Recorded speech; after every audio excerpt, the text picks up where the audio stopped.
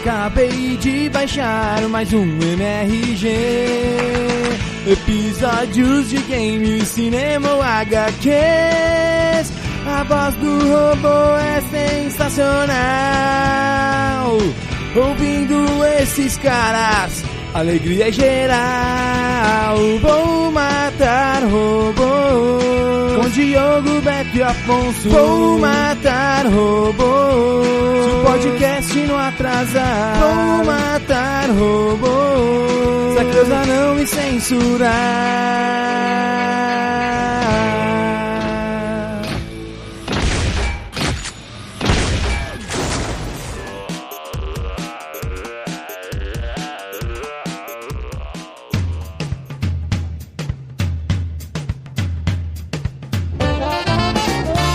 Bom dia! Boa tarde! Boa noite!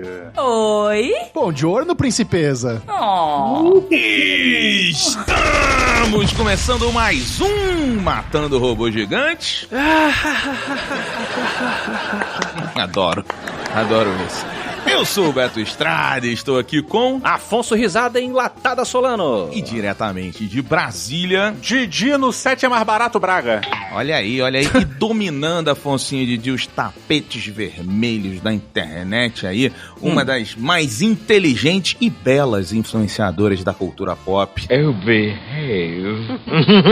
Yeah. Gente, eu não tava preparado pra isso. Como assim? Eu sou a Aline Diniz. Muito obrigada pelo convite. Tô feliz demais de estar aqui. Olha aí! E não tão belo assim, porém, belo o também. único, senhor, Belo, olha, vou belo. falar pra vocês, um dos poucos que tá comigo aí na internet defendendo Yellowstone, meu parceiro, um orgulho estar com você aqui, hein? Valeu, meu querido, Michel Arouca na área, concordo com tudo que você falou, a Linoca mais bela entre nós, fã de Yellowstone aqui também, então tamo junto, tô feliz de estar aqui no MRG com vocês.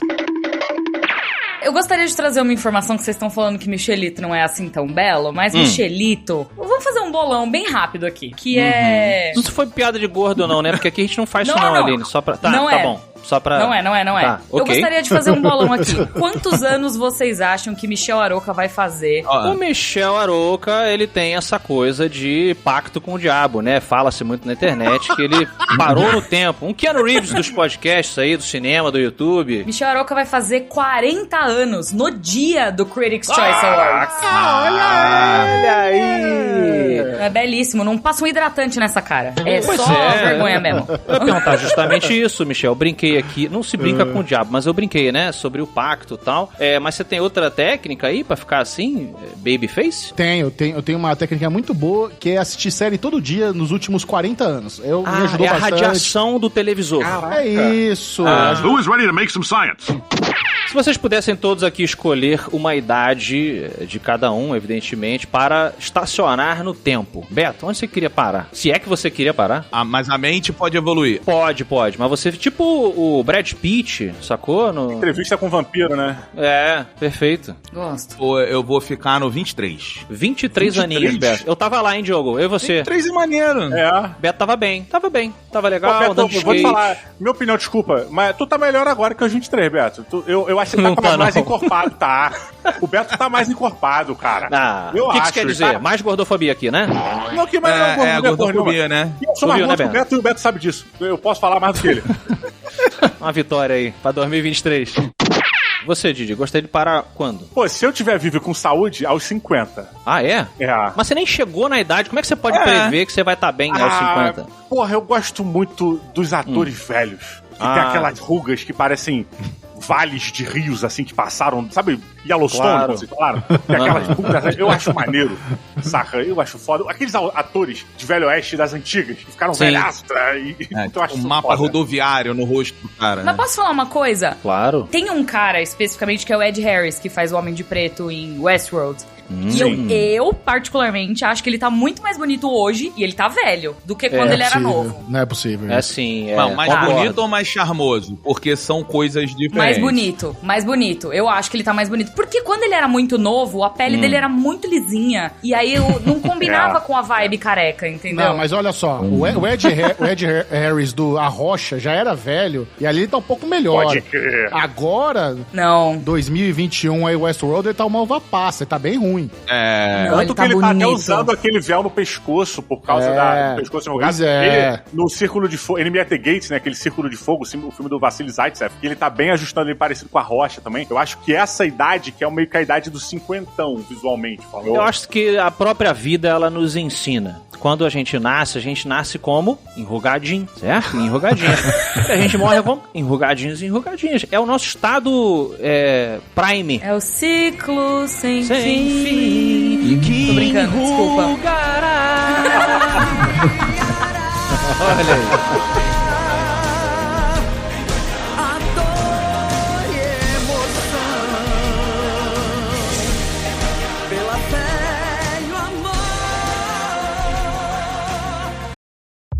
This episode is brought to you by Progressive Commercial Insurance. Trucking is a big job, so Progressive is proud to offer truckers the coverage they need and discounts to help them save. Quote truck insurance in as little as 8 minutes at progressivecommercial.com. Progressive Casualty Insurance Company and Affiliates. Discounts not available in all states or situations.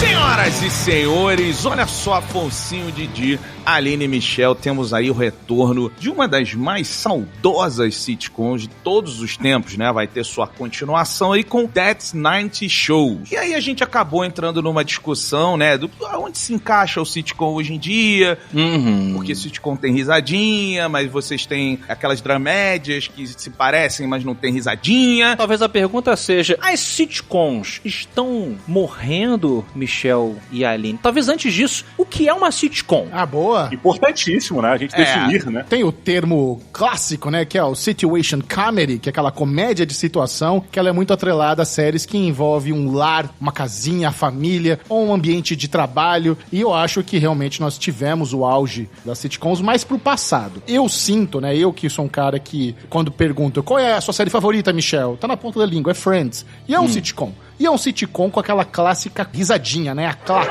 Né? Tem a left track. Então, mas, ô Michel, eu tenho uma dúvida que eu e o Afonso, a gente ficou aqui. O Afonso bem citou, quando a gente tava conversando, Parks and Recreations, citou aquela outra que a gente gosta muito, Afonso, do... Modern Family. Family. Tem várias Das que podem ser... modernas que você diz. Só que assim, elas não têm a risadinha. Então, elas se encaixam em sitcom, elas não são gravadas com o público, elas não têm. Sim. Então, a gente ficou se perguntando, porque até onde eu aprendi, sitcom é cenário com público, risadinha fake, Seinfeld, Friends, Big Bang Theory, That 70 Shows, essas coisas todas. Porque senão não estariam morrendo, né? Porque Modern Family prova que não tá morrendo, inclusive. Não, mas isso é legal, porque realmente tem a sitcom clássica, que são essas que você falou, Friends, Seinfeld e tal, mas existe, eu acho que houve uma reformulação moderna de uma sitcom, então a gente pode considerar, talvez, Ted Lasso uma sitcom, a gente pode considerar Mythic Quest um sitcom, que tá no ambiente de trabalho também. Cara, aí que tá. O que eu acho bacana é que é o seguinte, beleza, a gente tem, né, ali, né, a estrutura original da sitcom. Vamos voltar lá pra I Love Lucy, aquelas séries lá, né? Então, que bom que você puxou, porque eu sou a palestrinha, geralmente, sou eu que trago esse assunto. Ainda bem que veio de você. Tá aqui já, ó, tá no meu calling card aqui, ó, perguntar para a Liri sobre... Não, é porque eu concordo muito com o Michel. Eu acho que assim, quando a gente volta lá atrás, na origem da TV, a gente pode argumentar duas coisas. A gente pode argumentar que a sitcom tá morrendo e a gente pode argumentar que as séries procedurais também estão morrendo. Sim. Porque cada vez temos menos delas. É claro que ainda tem um punhado que faz muito sucesso, tipo Law & Order, NCIS, etc. Vamos só rapidamente aqui, galera que tá ouvindo, né, que talvez não saiba. A série que é procedural é aquela que, digamos, não é fechada numa única história, um grande fio que atravessa todas as temporadas. É o arco da semana. É o arco da semana, acabou aquele episódio. Ela até tem um arco de temporadas, mas ele é tão de fundo que ele não faz tanto sentido assim, sabe? Se você não House seria um acompanhar... exemplo disso. Isso. Mas é que House ainda tem um arco grande. Sim. Que ele permeia todos os episódios. Se você for mais pra trás, se você for lá em Esquadrão Classe A, sabe? Porra, Star Trek original. Olha aí. Ela tem esse arco de fundo. Exato. Lá atrás, a TV era um meio barato. Era muito mais barato você fazer televisão do que você fazer um cinema. Então eles tentavam reutilizar muitos sets, eles tentavam fazer coisas em ambientes delimitados e ultra controlados exatamente para economizar no orçamento. Hoje, em 2022, 2023, a gente vê uma mudança muito grande na mentalidade da produção televisiva. Então a gente vê séries com orçamento estratosférico, astronômico, e o foco hoje é dividido. Você não sabe o que faz mais sucesso, é TV ou é cinema, sabe? Tanto que lá no Falando de Nada, que é o meu podcast com o Michel, a gente fala muito sobre esse problema que os streamings estão passando hoje pra entender que televisão, por mais que ela tenha uma abrangência muito grande, um público muito grande, uma audiência muito grande, ela não dá o tanto dinheiro que um filme dá. Então não faz sentido as emissoras investirem tanto assim em televisão. Mas, enfim, as mudanças aconteceram e hoje a gente definitivamente não tem mais as mesmas estruturas que a gente tinha quando a televisão foi criada, lá atrás com I Love Lucy e o Cavaleiro Solitário. A gente mudou. E eu acho que, basicamente, e voltando, explicando um pouquinho pro Beto, a necessidade da claque, né, que é aquela risadinha de fundo, foi criada pela Lucille Ball lá nos anos 50. Olha aí, porque ela precisava de um feedback instantâneo pra saber se a piada dela ia fazer sucesso ou não. Não existia Twitter. Entendeu? Não tinha como ela saber se a pessoa ia gostar ou não da piada dela. Então ela falou, e se eu trouxer o público pra dentro da gravação? E foi assim que foi estabelecido a sitcom que a gente conhece, que é esse... Porque é uma coisa que as pessoas não sabem, né, Aline? Tipo, Big Bang Theory, Friends, isso tudo é gravado com plateia, tipo um teatro. É um sai de baixo... estilo ali, isso para as pessoas legal, entenderem. Porque no Brasil a gente tem séries, a gente teve séries, porra, uma das melhores séries brasileiras pra mim já feitas foi Os Aspondes, que é a série, sei lá, década de 90, final da década de 90. Eu amo essa série. Porra, ela é muito engraçada. É muito boa, lembro bastante. Depois tem, tipo, Sai de Baixo, você tem outras séries que vão pra TV e que elas pegam isso e levam pro teatro. Então, tipo, o público pagava pra assistir o bagulho, mas no teatro, e é isso aí, e, irmão, corta no estilo TV, mas eles nitidamente estão no teatro, eles falam sobre isso, eles quebram a quarta parede com uma constância absurda, né? Mas lá finge-se que não tá, né? Lá finge-se que não tá. Você quer ver uma diferença clara entre as séries que tem risada de fundo e as que não tem? Na verdade, todas elas são sitcom. A única diferença entre elas é que as que têm público são conhecidas como multicamera, então elas têm múltiplas câmeras apontadas para ângulos diferentes para pegar todas as reações possíveis do elenco naquele momento e usar a melhor tomada. E as que não têm a risada de fundo são gravadas com uma câmera só, porque aí você pode fazer as tomadas várias vezes e repetir reações. E barateia, aí não tem né? problema de ter quebra de personagem e tudo mais.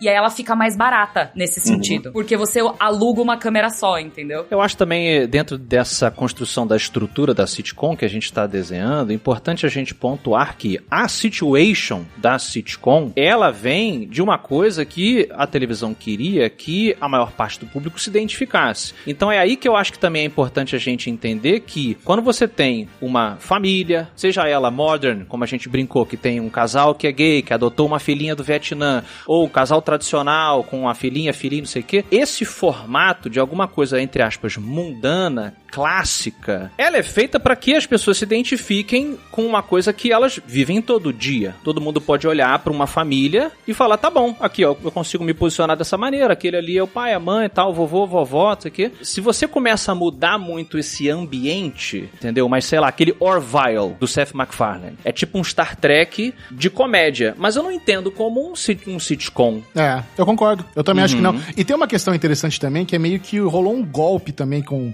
os anos de Hollywood, que o que começou como uma iniciativa da Lucille Ball de ter um feedback da plateia pra saber se a piada funciona, acabou virando meio que uma seta. Falou, ó, pra você rir aqui. Meio que uma manipulação da audiência. Então eu acho que é por isso que houve também um desgaste das risadinhas de fundo, da laugh track, da claque. Se a gente perguntar aqui pra vocês que estão ouvindo, pra gente mesmo que tá gravando, quantos de vocês ainda assistem uma sitcom com risadinha de fundo, sabe? Eu sinto adoro. que eu meio que superei esse formato.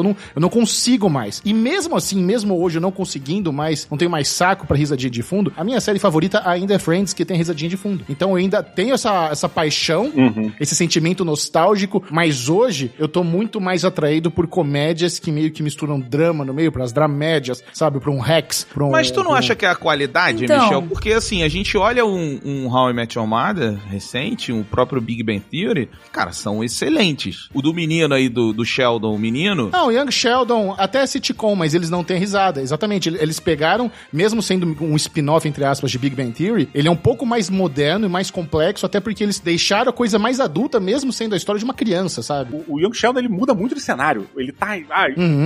Cara, sim. é tanta coisa, é tanta parada. Ele tem uma pegada mais cinematográfica. A câmera, né? A fotografia do Young Sheldon, ela é bem diferente de uma sitcom tradicional. Ela tem filtros e tal, tem uma série de coisas. Mas olha só, Então, Didi. eu não encaixaria ela pra mim, assim, saca? Deixa eu te perguntar então, e pra vocês todos aqui que acompanham o Young Sheldon, porque outra coisa que puxa do que eu falei ali, de uma comédia de situação comum, vem justamente de coisas do dia a dia. É o que o Seinfeld brincava, entendeu? Então não é o grande problema que vai resolver a filha do presidente foi sequestrada. Isso não é situation comedy. É tipo, cara, meu leite estragou. E aí o episódio sobre o leite estragou. O marido vai chegar atrasado pro jantar, lá na I Love Lucy. Ai, meu Deus, e não tenho o que eu fazer pra ele. São coisas, assim, muito pequenas, no sentido, entende? Do dia a dia, assim. Cara, mais ou menos. Eu acho que... Mas eles são rotineiros de acordo com um grupo de pessoas que tá na frente das câmeras. Que se você pegar... Sim.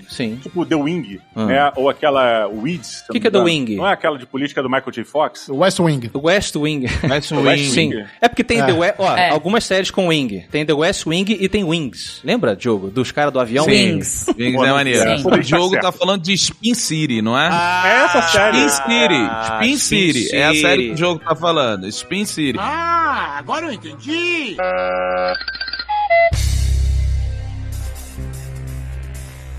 Mas, eu gostaria de trazer um debate sobre... É porque a gente tá falando sobre tecnicalidades que, teoricamente, dentro da indústria, hoje não fazem mais sentido. E eu acho que existe um buraco que é muito mais embaixo, que é o que eu converso com o Michel dia sim, dia também, porque ele tá de saco cheio já de me ouvir falando disso. Referência a Parks Recreation. Primeira temporada que é pra tapar o buraco, lembra? Exato. Mas a gente trabalha no Emmy, né? A gente apresenta o Emmy Awards na TNT. Caralho, E a gente tem uma grande questão. O Emmy é o Oscar da televisão. Vocês estão tentando subir até o ar? Como é que funciona essa... Que piada velha. O Emmy, ele é o Oscar da televisão.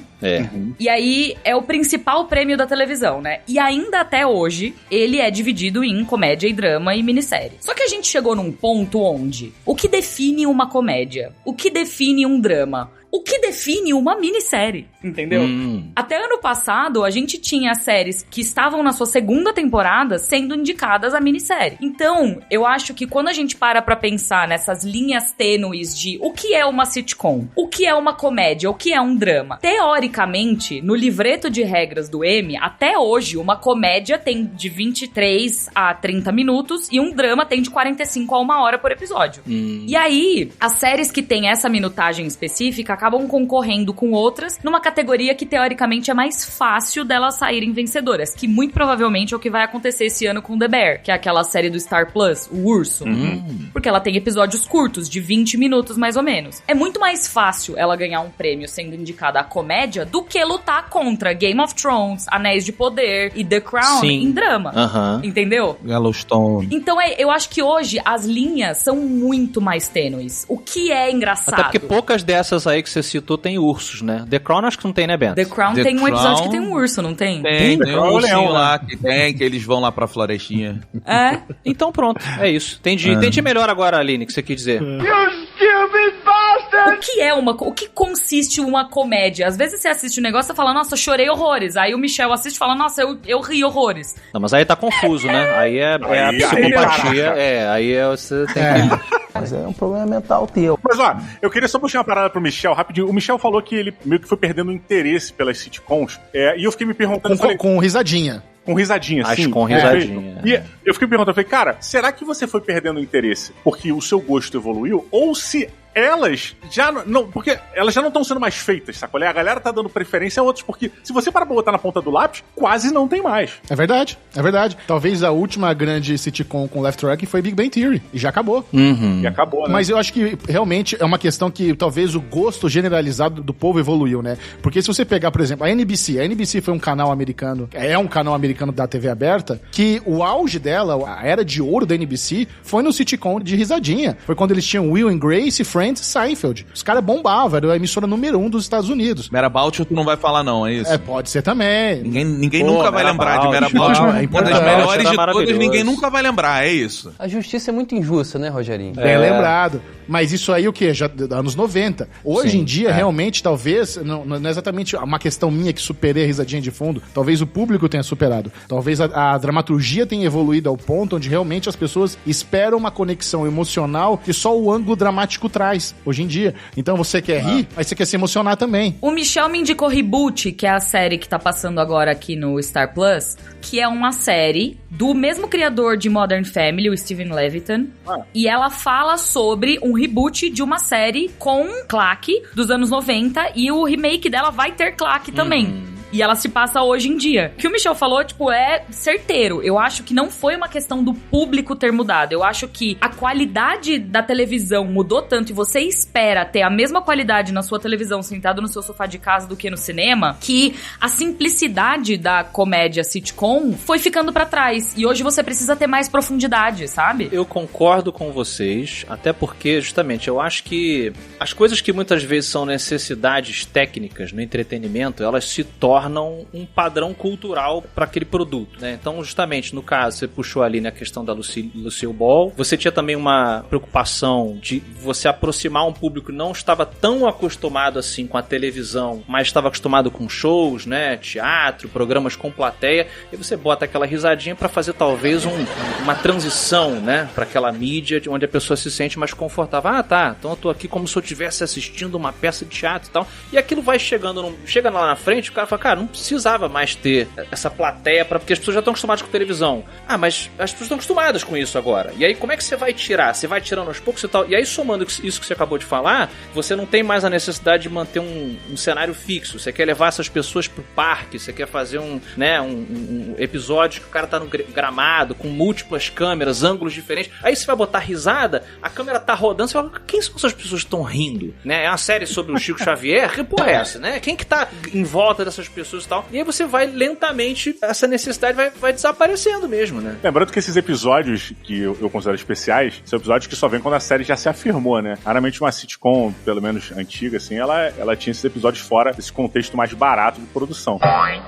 Eu sempre entendi que as sitcoms, elas necessitavam de uma conexão com o tempo dela, tá? Vou dar o exemplo, o próprio Seinfeld, I Love Lucy, todas elas tinham uma conexão com o público, com a massa que estava assistindo ali. O Big Bang Theory, ela é a última, pelo menos, grande sitcom, assim, que eu me recordo realmente de uma notoriedade mundial, de certa forma, e ela vem meio que associada a uma revolução nerd no mundo todo, né? O nerd começa a se tornar cool, o Big Bang Theory começa a explodir junto disso, não sei o que influencia cada coisa, mas eu acho que tem influência nessa parada, mas eu sempre percebi uma certa influência do que estava sendo transmitido. Não é qualquer sitcom que se conecta com o público. Eu acho que precisa ter essa afinidade aí entre as coisas para que a sitcom... Foi justamente o que eu falei sobre as pessoas se identificarem lá atrás com as coisas mundanas. Pode ser pessoas mundanas. Quando Friends ia ao ar e quando até Big Bang Theory ia ao ar, Big Bang Theory estreou numa época onde o grande boom dos streamings ainda não tinha começado. A gente tinha as produções americanas que eram exportadas aqui pro Brasil e a gente recebia nos nossos canais de TV paga. Era o Warner Channel, não era aqui? Antes da Warner era na Sony, Friends. Sony bombava. Ah, sim. Caramba! Eu acho que existe uma grande questão hoje em dia que é a gente tá muito saturado de conteúdo.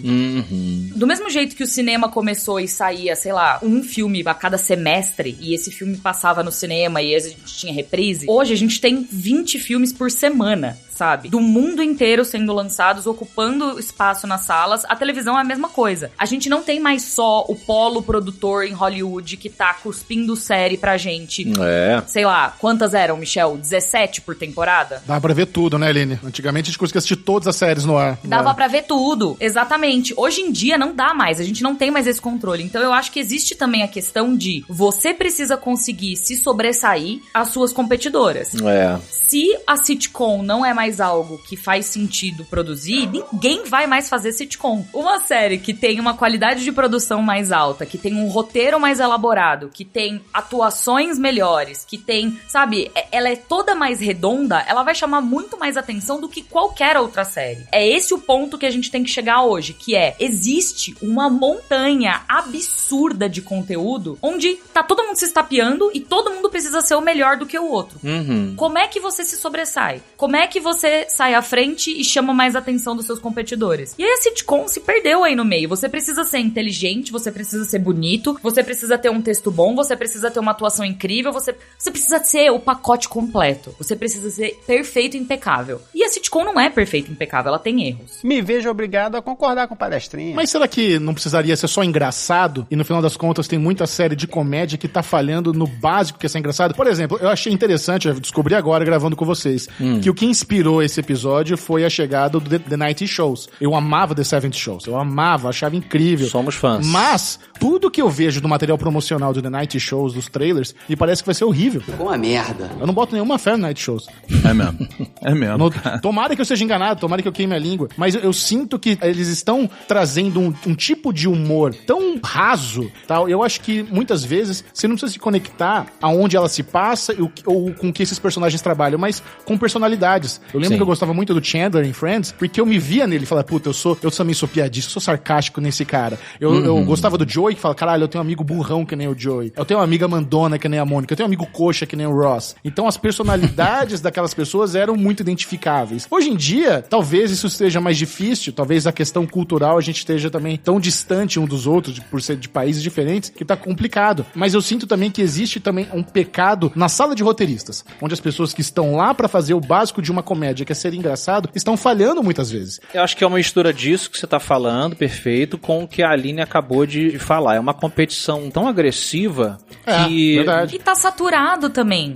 E nessa mistura você tem superproduções que tem um texto péssimo, realmente, como o Michel tá colocando, que estão ao lado de produções que tem um texto excelente, mas é tanta coisa que muitas vezes uma série ela viraliza, vamos colocar, né, esse termo, que é o que acaba acontecendo, por uma série de fatores muitas vezes randômicos, que um corte vai pro TikTok, uma youtuber reprisa e não sei o que, daqui a pouco começa uma corrente que aquela série cai nas graças de uma galera. E marketing também, que trabalha de formas pra tentar fazer, olha, o pessoal tá, a série que está chamando a atenção, às vezes nem tá. Mas aí, uma ou outra, aí de repente aquela série pega. Mas tem outra muito melhor ali no meio que, morreu na primeira temporada e tal. Acho que é uma mistura.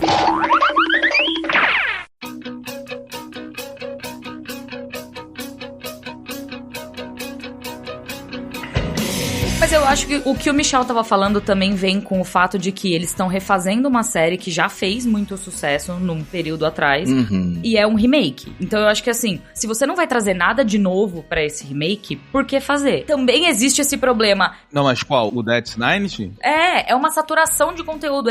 É a mesma coisa que foi feita lá atrás numa nova década. A gente quer isso, sabe? Você realmente quer ver a mesma coisa? Lembrando que já tentaram, hein? Já fizeram That 80s Show e não deu certo. O texto era muito ruim. Eu tenho uma dúvida sobre o Death Dynasty Show, que é o seguinte: o Death 70 Show, ele passou quando originalmente? Qual década, vocês lembram? Acho que 90. Ele estreou no final dos anos 90. Tá, finalzinho ali. Estreou em 98, isso mesmo. Pronto, tá. Então, é muito curioso, porque assim, ele pegava o adulto, vamos dizer assim, e falava assim, olha, vou relembrar coisas da sua infância, mas vou colocar também um discurso mais velho, que é todo aquele núcleo mais velho, os pais, né, de todas aquelas crianças, que os dois lados se conectavam com aquelas pessoas. Quando eu vejo o That Night Show, eu falo assim, cara, primeiro que esses jovens, eles não parecem comigo e com os meus amigos nos anos 90, porque nós não éramos como eles parecem ali. Parece que é a geração Z. E quando a gente vê o núcleo mais velho, como não são os pais mesmo que vão estar ali, e sim os avós, é mais desconectado. Então parece que assim, ele tá tentando falar com uma geração que ele não se conecta em nada. Nem esse exercício ele tá fazendo. Cara, eu não sei, Beto. É interessante você falou, porque justamente o Dead 70s Show, ele prova que você não precisa se identificar com aquela pessoa em todos os aspectos da vida dela. A gente tá falando de uma década que nenhum de nós aqui viveu, né? Anos 70 que você diz, né? Ainda mais americana, né? Ainda mais americana. Né? A gente no máximo viu filmes, né? Cresceu vendo filmes que se passavam no final, normalmente no final ou até nos anos 70, mas assim, a faculdade, a escola deles, aquela brincadeira da casa, o dia a dia, fumando maconha no porão, talvez o Beto. É droga.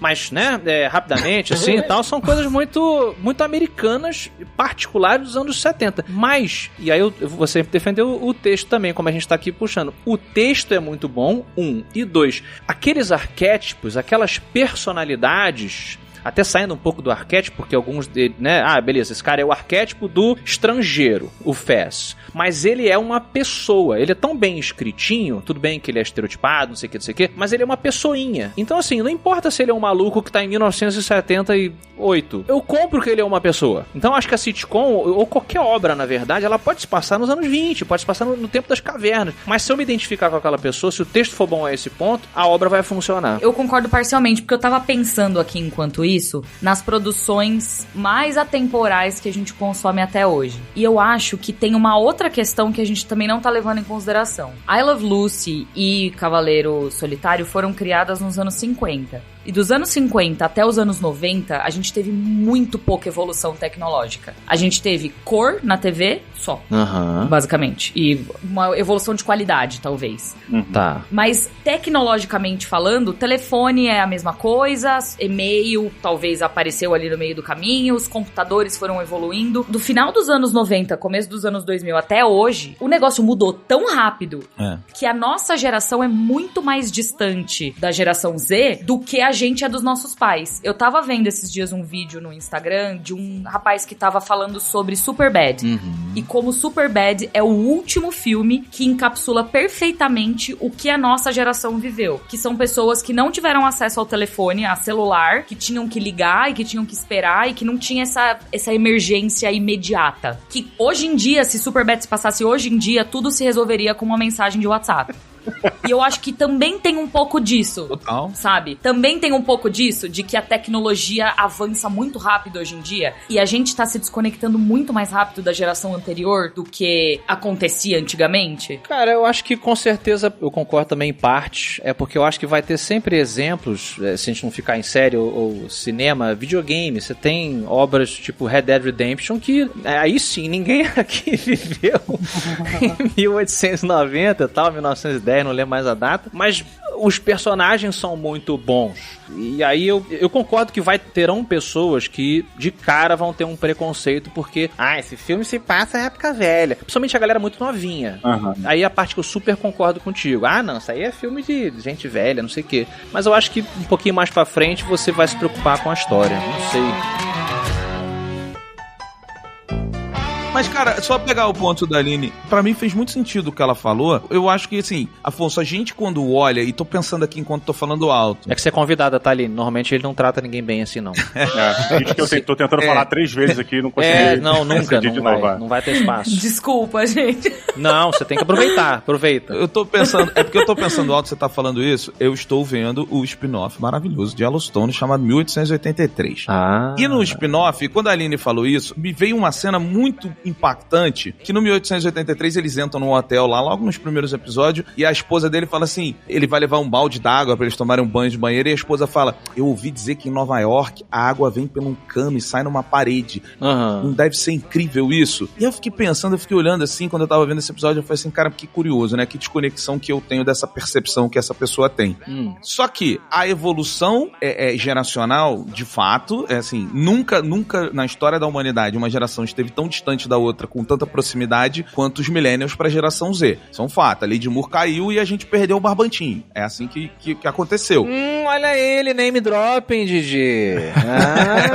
Esse é o Beto do século XXI. Só que, Sim. quando a gente vê o Velho Oeste, você trouxe o Red Dead, eu lembrei do 1883, é uma coisa de um passado pra gente. Não tem como ser um situation, porque realmente eu não me conecto em nada. Agora... Não, mas rapidinho, claro que tem Bonanza. É Bonanza, É uma série de situation, de tá aí, situação rotineira de uma fazenda, de um rancho. Sim, Diogo, Sim. mas o que eu tô falando é o seguinte, quando um jovem, um geração Z, ele olha a vida em 2000, pra ele é um passado muito distante o 2000.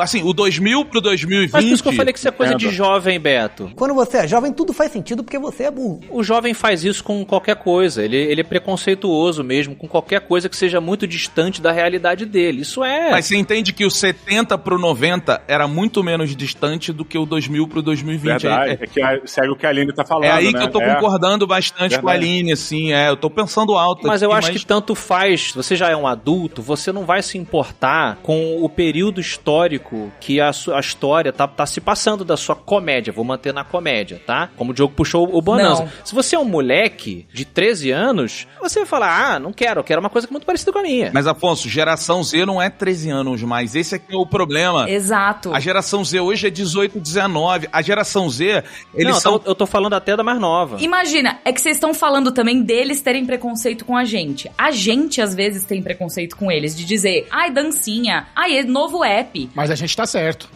ai, eu tô TikTok. com o Michel. Não, o que eu tô A gente tem querendo razão, a gente dizer... tem razão. O que eu tô querendo dizer é o seguinte, o pulo geracional do celular, por exemplo, que foi um que a gente viveu, eu nasci e não existia celular.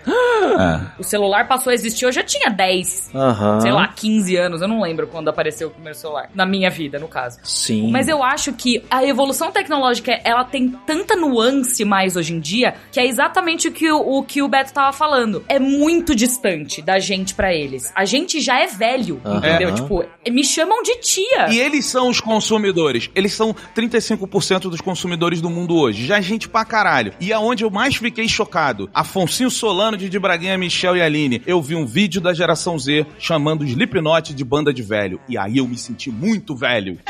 Cansei de jovem. Jovem tem que acabar. Senhor amado. Eu me senti muito velho. Tô falando. Eu falei, cara, Não é é coisa de possível. velho.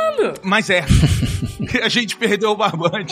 Mas peraí, gente, pros novinhos, tudo é coisa de velho. É o que eu tô tentando normalizar Mas pra vocês. é que não é sobre isso, né, gente? Eu acho que a questão dessa identificação, ela não é sobre... Eu entendo a evolução tecnológica, eu entendo a evolução das décadas, né, e das rotinas que acabam mudando, porque a tecnologia muda, a sociedade muda, etc. E eu não acho que essas séries, elas sejam isso. Eu acho que é o contrário. A juventude, ela se conecta com a juventude em si. Independente dela ser da década de 20, década de 70, 90, 2000 e pouco, eu acho que a juventude de agora, ela vai ser a juventude do mesmo jeito, porque o ser humano não mudou nada.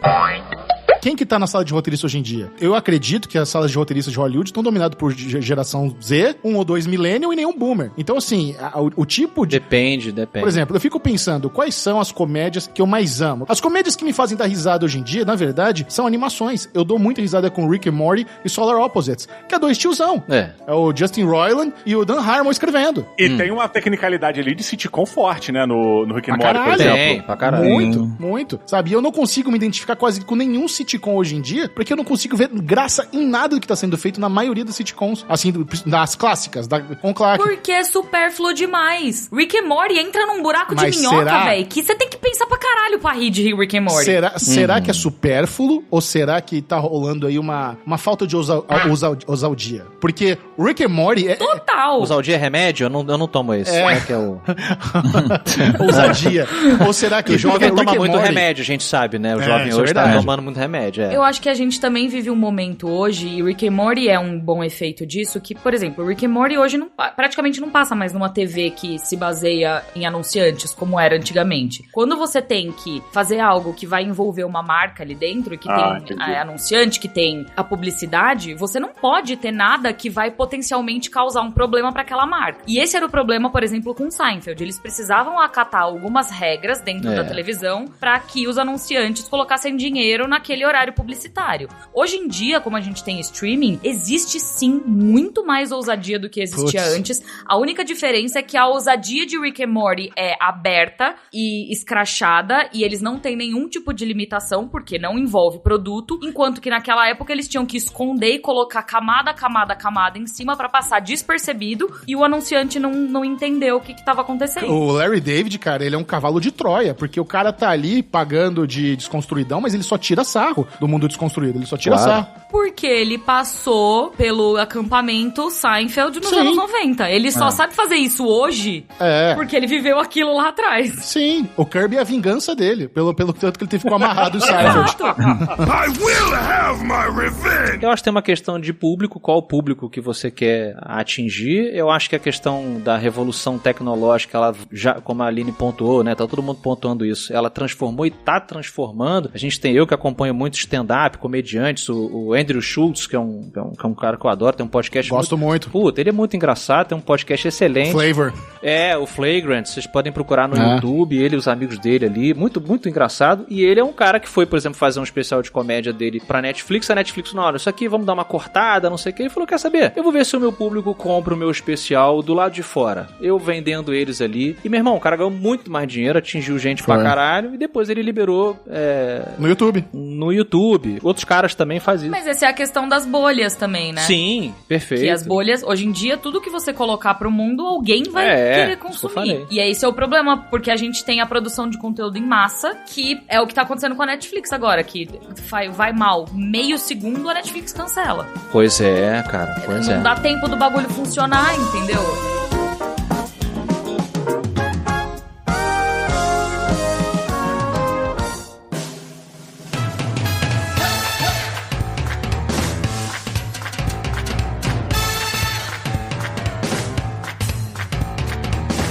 Então por que a gente acha que a sitcom tá morrendo, se em teoria a gente também sabe que existe público pra tudo? Isso é uma coisa que a gente até comentou no Falando de Nada dessa semana. Por que a Netflix não tem o Parks and Recreation dela, não tem o The Office dela? Porque ela não dá tempo da série desenvolver, maturar e evoluir.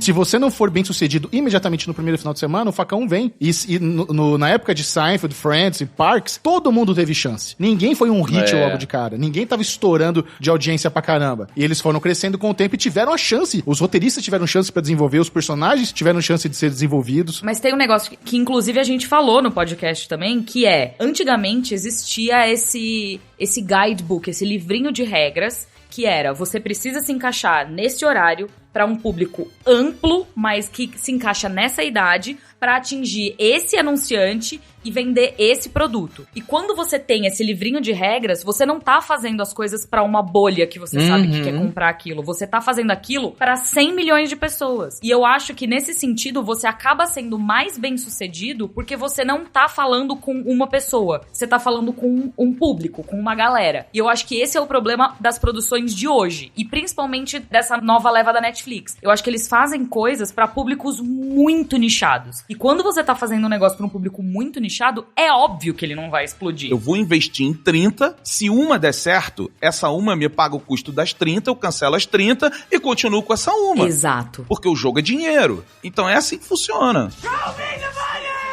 Mas eu vou trazer um outro exemplo em cima disso que o Beto falou ainda. Imagina que, antigamente, eles tinham um orçamento específico pra investir em uma série. E aí eles falam, essa série aqui precisa dar certo. Eles vão cancelar ela ou eles vão mudar aqui e ali um pouquinho até ela dar certo? Porque senão eles vão ter que descartar tudo que foi feito, cenário, produção, locação de câmera, deal com outros estúdios pra alugar estúdio e começar tudo do zero de novo. Hoje em dia o negócio é muito mais descartável. Que é isso, Beto, se relaciona muito. Tipo, é muito mais fácil, naquela época, era muito mais fácil eles investirem num único produto que já tava lá, as pessoas já tinham um certo interesse, e mexer aqui e ali, que foi o que aconteceu com The Office, que foi o que aconteceu com Parks, mexer aqui e ali pra chamar ainda mais gente, do que falar, descarta, vamos fazer outro.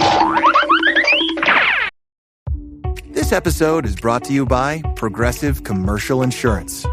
Trucking is a big job, so Progressive is proud to offer truckers the coverage they need and discounts to help them save.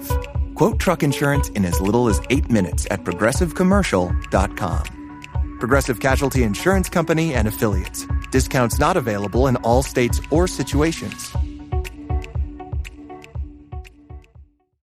quem quiser continuar, né, bater papo com você depois da MRG, como é que te acha? Cara, eu tô lá com a Linoca todas as semanas do podcast Falando de Nada. Tem no YouTube, tem no Spotify. Eu tenho outro podcast chamado Derivado Cast com os meus melhores amigos Bruno Clemente e Alexandre Bonfá. Olha aí. Que é meio que um MRG de pobre. É a bagaceira.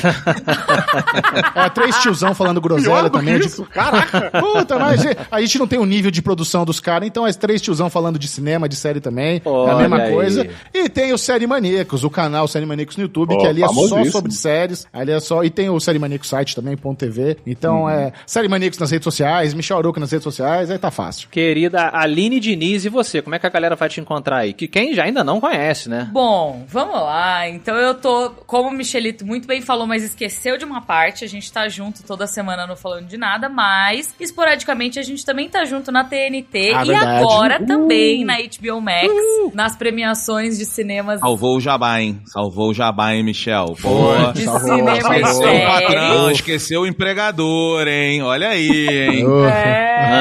Enfim, Oscar, Emmy, quem sabe também estaremos lá. Esse é o arroba, é? Então, eu também tô no YouTube com o Isso. Entre Amigas. Legal demais. Vídeos bissemanais, 2 vezes por semana. E aí eu também tô lá no Instagram, Aline Diniz. Às vezes eu posto, às vezes eu não posto. Deixa eu só rasgar a seda rapidinho pra Aline. Aline, eu separo as pessoas em 2 categorias. As pessoas que falam e as pessoas que parecem que pensam antes de falar. E você, pra mim, é o maior exemplo das pessoas que parecem que pensam antes de falar. É impressionante como quase tudo que você fala, eu fico assim, cara, será que ela já pensou mesmo nisso que ela tá falando? Porque, porra, parece que ela estudou essa porra. Repare bem, Aline, repare bem que ele usou parece que pensam antes de falar. Eu notei, parece. Na verdade, eu não vou saber, porra.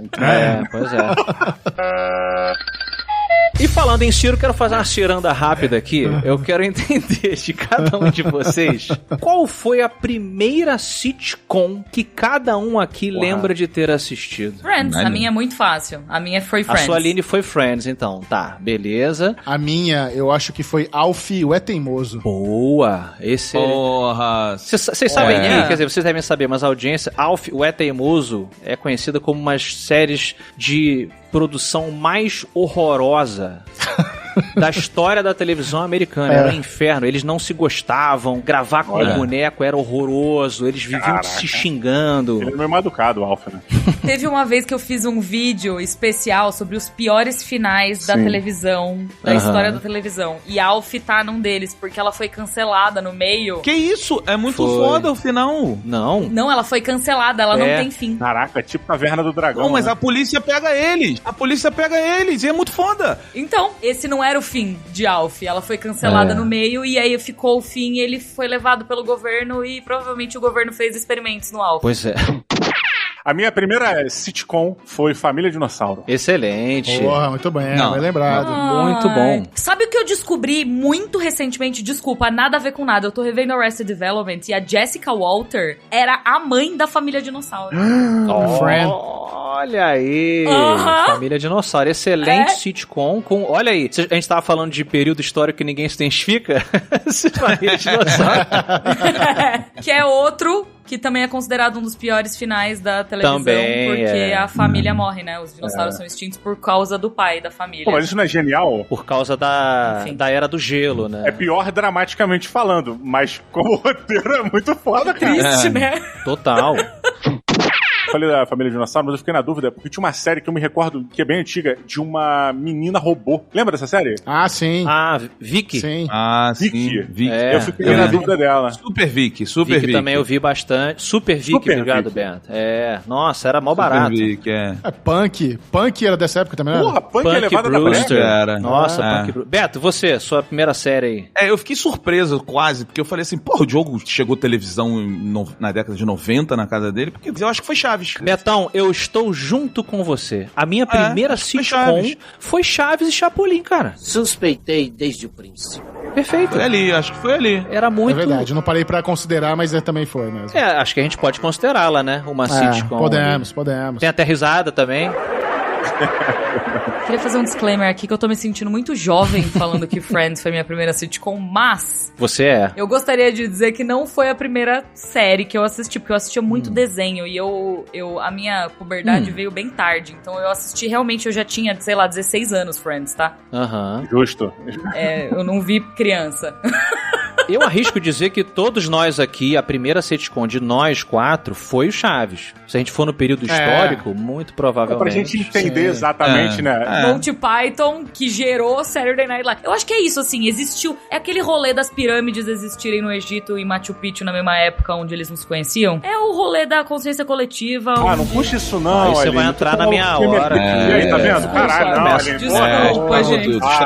Estragou tudo. Vamos falar dos nossos amigos. Tinha que ir, bagulho sério. Puta programa inteligente pra caralho. Brincadeira. Não Vamos rola. falar de... Convidados mais inteligentes que a MRG tem. A gente nunca viu o tamanho de inteligência aqui no programa e tu puxa o ET no final, pô. Não, que é isso? Não falei ET, eu falei consciência coletiva. Vamos falar de aerolitos, então. Eu falei aerolitos, ideias semelhantes em lugares parecido diferentes. aí, ó. Os aerolitos do Chapolin.